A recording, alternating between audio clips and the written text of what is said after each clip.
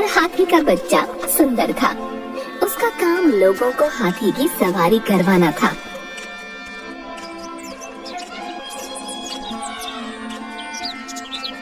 वह गांव में जाकर अपने रिश्तेदारों के घर महीने भर रहता और वहां लोगों को हाथी की सवारी करवाता।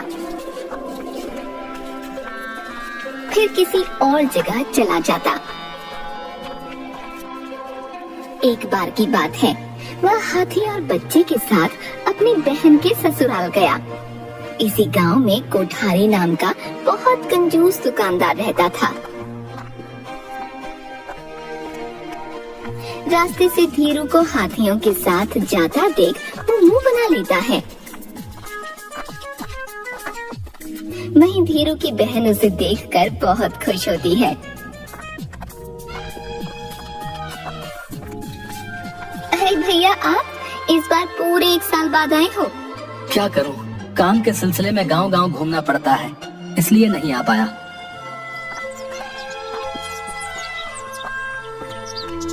बहन घर के बड़े आंगन की ओर इशारा करती है। विनायक और सुंदर यहाँ रहेंगे। धीरू उन दोनों को आंगन में बैठाता है। तब तक बहन बाल्टी में पानी लाकर हाथियों के सामने रख देती है। अच्छा हुआ जो आप रक्षाबंधन पर आ गए। भगवान ने मेरी सुन ली। मैं इस बार नहीं आ पाती। बाबा की तबीयत खराब है। क्या हुआ तुम्हें? महीने भर से बिस्तर पर हैं। अब इस हालत में उन्हें ऐसे छोड़कर नहीं आ सकती थी। मैं आ ही गया हूँ, तुम उनका ध्यान रखो। अगले दिन धीरू विनायक और सुंदर को लेकर गांव में निकलता है। उन्हें देखकर एक बच्चा जोर से चिल्लाता है, देखो देखो, धीरू काका हाथी लेकर आ गए। वो भागते हुए पूरे गांव में ये बात फैला देता है।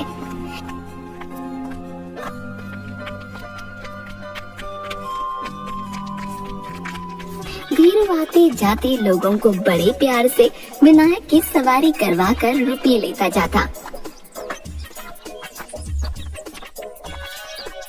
मैं छोटे हाथी पर बैठूंगा। तुम इतने बड़े होकर छोटे पर क्यों बैठोगे? बड़े वाले पर बैठो। वह उसे विनायक की सवारी करा देता है।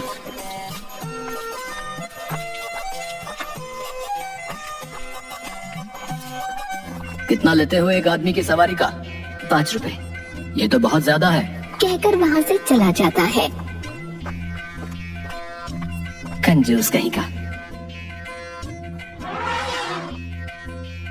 शाम को वह हाथियों के साथ घर के आंगन में चारपाई पर बैठ गया। तभी उसे लगा कि बाहर दरवाजे के पीछे कोई है। कौन है वहाँ? कोई आवाज नहीं आती। वह दरवाजे की ओर जाता है।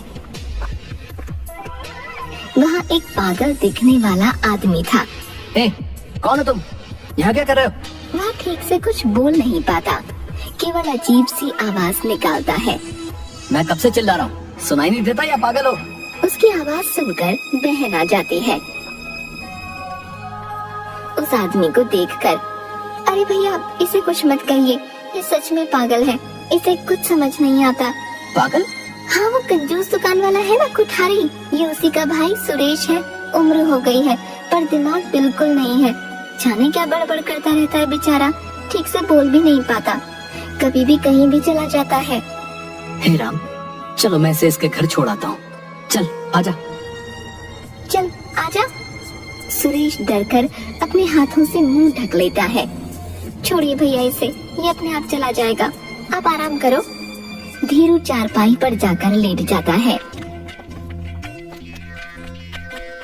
थोड़ी देर बाद वो उठकर देखता है कि सुरेश सुंदर के साथ खेल रहा है।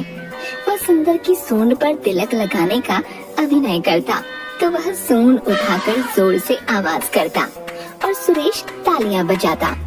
सुरेश सुंदर का पेट सहलाता तो वह अपनी पूंछ जोर से हिलाता और सुरेश अजीब सी आवाज निकालकर जोर से हंसता। बहुत देर हो गई है, इसके घरवाले इसे ढूंढ रहे होंगे।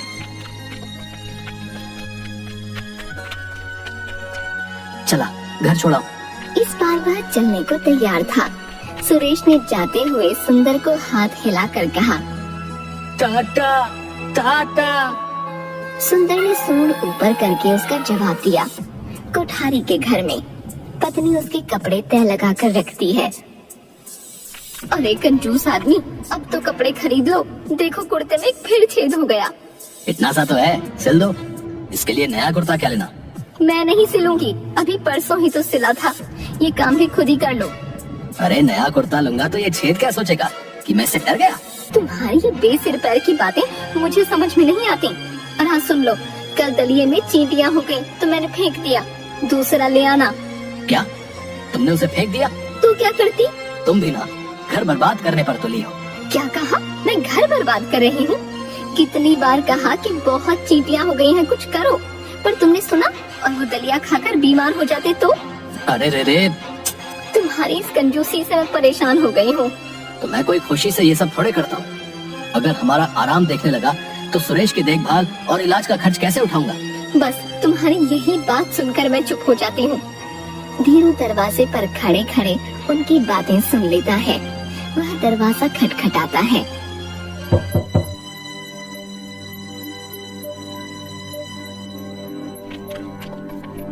कोठारी बाहर आता है तो देखता है कि धीरू सुरेश को लेकर आया है। अरे महावत, तुम आओ आओ। ये तुम्हें कहाँ मिल गया? माफ करना, मेरा भाई कहीं भी निकल जाता है। अब कोई बात नहीं, ये लो इसकी सवारी के, मैं इससे ज्यादा नहीं देने वाला। नहीं रहने दो, इस बेचारे ने तो हाथी की सवारी की ही नहीं। ये तो बस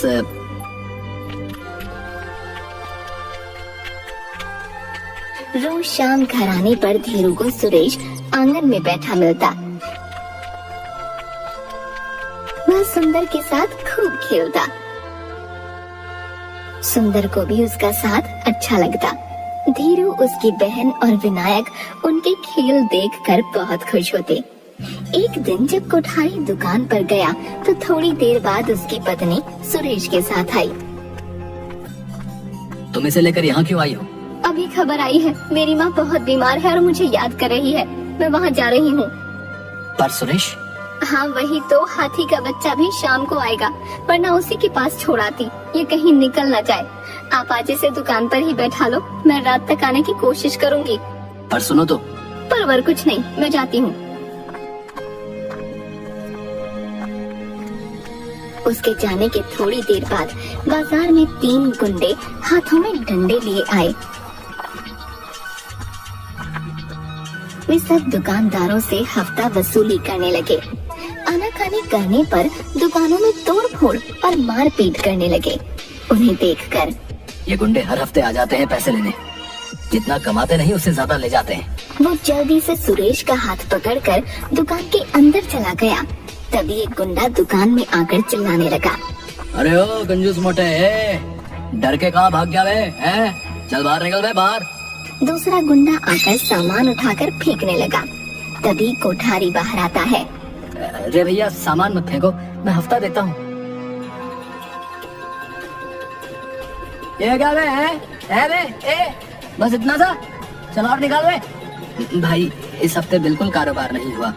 तभी सुरेश भी बाहर आ जाता है।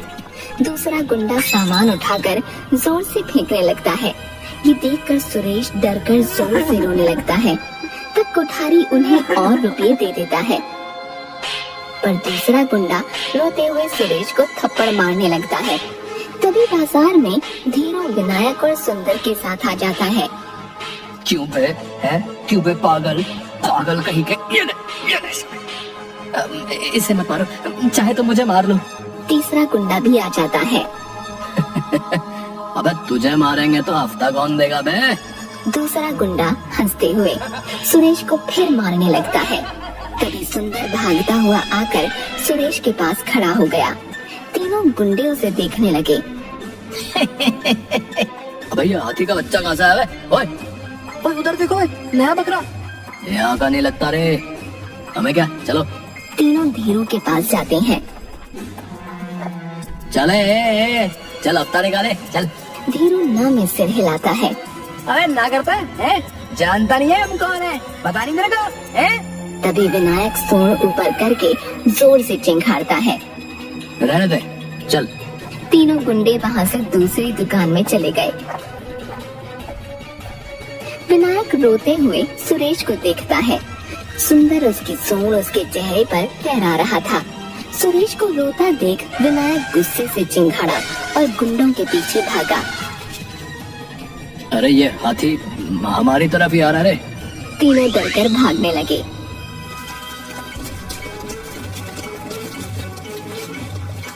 विनायक ने एक गुंडे को पैर से मारा, दूसरे को सूंड में पकड़कर ऊपर उछाल दिया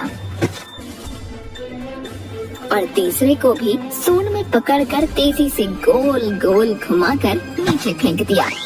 वह तीनों को पैर से मार मार कर भगाता हुआ सुरेश की ओर ले गया। पहले गुंडे ने सुरेश के पैर पकड़ लिए, उसे देखकर बाकी दोनों ने भी। तब विनायक रुक गया। हमें माफ कर दो हमें। हम कभी किसी को नहीं मारेंगे भाई, किसी को नहीं मारेंगे भाई। यहाँ कभी नहीं आएंगे भाई, यहाँ कभी नहीं आएंगे। फिर तीनों वहाँ से भागकर जाने लगे तो विनायक ने उनका पीछा किया। महावत रोको उसे, कहीं उन्हें मार ही न डाले। चिंता मत करो, ये जानवर हमसे कहीं ज्यादा समझदार है। जो बात हम नहीं समझ सकते ये समझ जाते हैं। विनायक उन गुंडों को गांव से बाहर भगाकर ही रुकता है। जब वह वापस बाजार में आया तो सबने रोते हुए तालियां बजाकर उसका स्वागत किया।